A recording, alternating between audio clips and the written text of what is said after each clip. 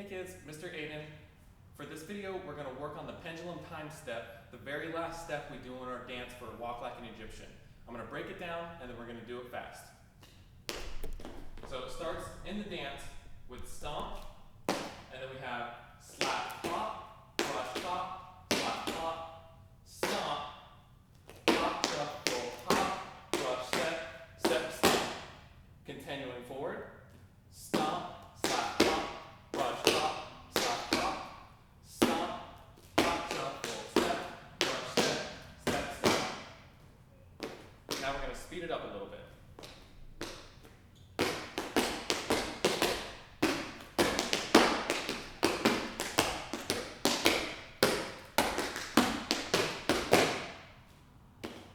Just a little bit faster.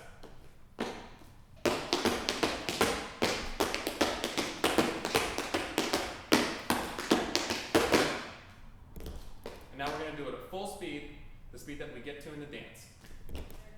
5, 6, 7, 8.